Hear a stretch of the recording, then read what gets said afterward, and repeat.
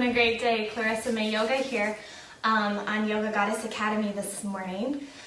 I thought I would share one of my favorite poses to teach, which is Wild Thing pose. I just finished recording a wheel pose tutorial that will be up on the Yoga Goddess Academy membership site soon, and I thought this would be sort of a good intro to wheel pose. The Wild Thing is a pose that I teach to get people to kind of feel that deep back bend without having to go fully into wheel pose.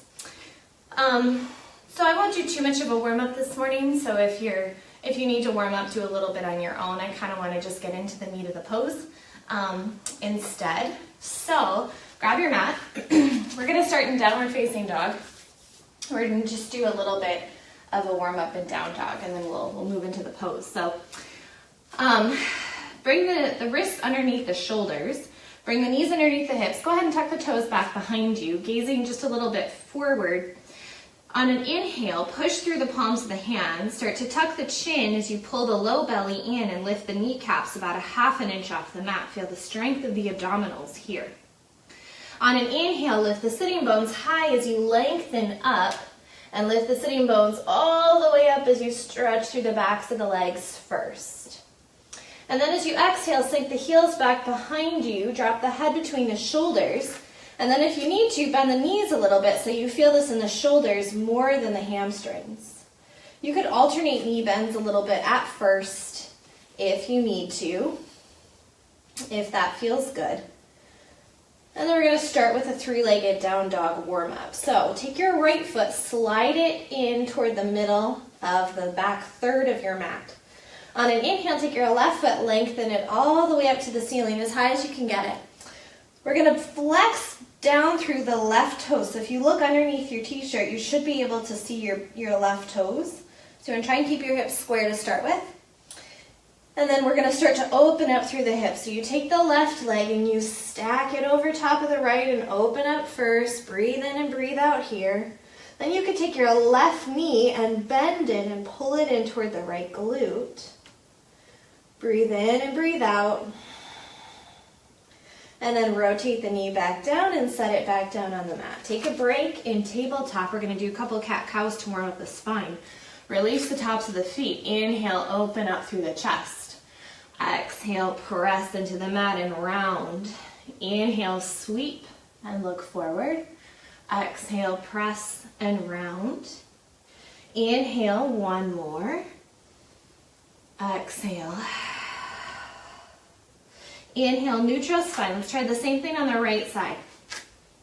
So tuck the toes, pull the low belly in. Find the low belly engagement before you ever lift up.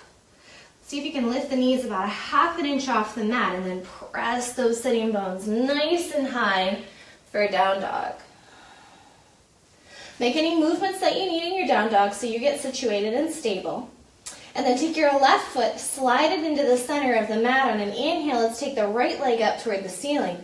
If you look underneath your t-shirt, you should be able to see your right toe, so you're pushing through the heel. Keep the right foot flexed.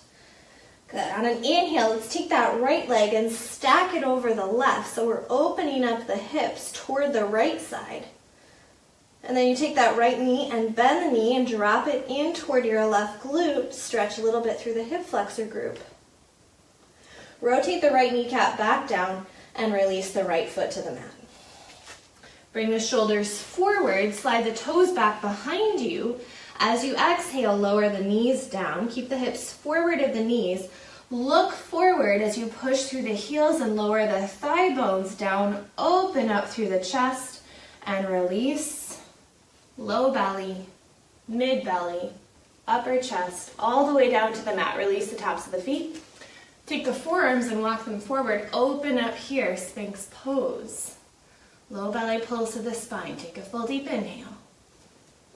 Full deep exhale. Let's do one more breath in. And out.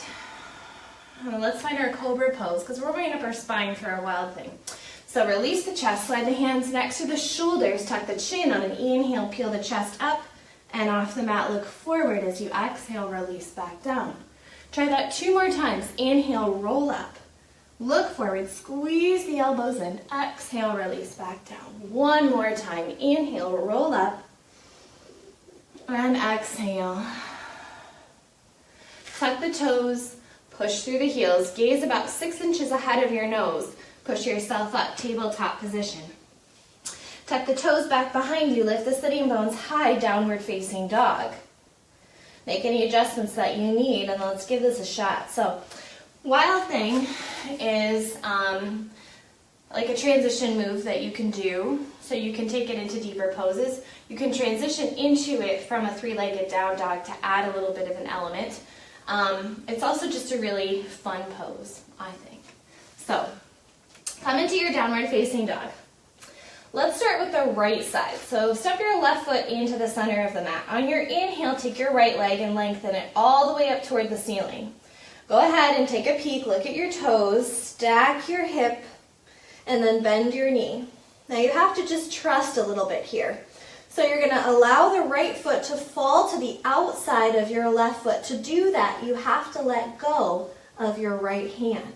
So you have to believe that you're going to land, and then you push through your hips. So you push your hips forward and lift the right arm up toward the ceiling. You can make it more of a back bend by lengthening your left leg forward, pushing your hips, and now arch a little bit through your spine and take that arm up, back, and behind you. Breathe in and breathe out. Feel the stretch in the front of the body. Feel the work in the legs. Your left arm, your left foot are working. And then to come out of it, release the right hand toward the mat as you lift the right foot up. Rotate yourself back to center, stretch it out, and then release the right leg back down. Okay, how did we do? I can't actually see any of the words on the screen, so I'm just going to believe you're still with me. So let's start on the other side. How did it, I will say that this is true of sort of any time that you get into a pose that's a little bit challenging, is it feels a little bit scary at first. It's not that scary. You just have to kind of get yourself beyond that little bit of initial fear to get into the pose itself. And don't worry if you do it and it doesn't look like mine, or it doesn't look like the ones that you see on Instagram. Like, that doesn't matter. The point is you're trying something new and you're giving yourself that opportunity to try something new. So let's try it on the other side. So come into your down dog. And then we're going to step that right foot into the center of the mat. You're going to take your left leg and extend it high up to the ceiling. Go ahead, take a peek at your toes. Stack your left hip. Bend the left knee. And then again, you got to trust and believe as your left foot comes down, your left hand lifts up. So you're balanced on your right arm and your right foot. You got to push into your right foot, lift through your hips, activate your core, your thighs, lift the left arm up. So you can kind of stop here. You can make more back bend and push the hips up, round through the spine, so you extend through the spine and maybe take that left arm up and over. So you can kind of see it becomes more of a back bend here. And then to come out of it, lift that left arm back up, release it back down to the floor of the mat. Rotate on your right leg and lift the left leg if you want back up into 3-legged down dog. And then release the left foot down to the floor. Move around as needed. And then release down. Give your arms a break. Maybe take a child's pose if you need to relax. And give your shoulders a little bit of a break.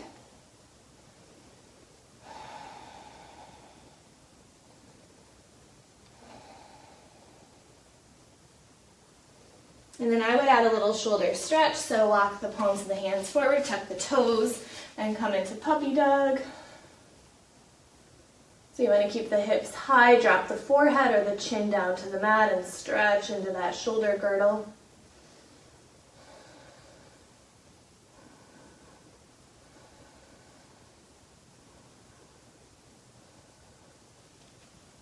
And then slowly come back up to tabletop. And come through to seated.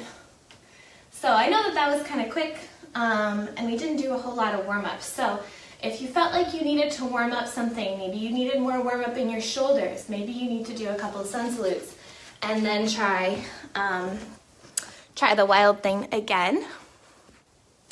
Hi, Bri. So anyway, I hope that you all have a great day, and even if you can't stay and do this practice right now, you can always come back to it and check it out later. Have a wonderful rest of your Wednesday, and I will see you next week.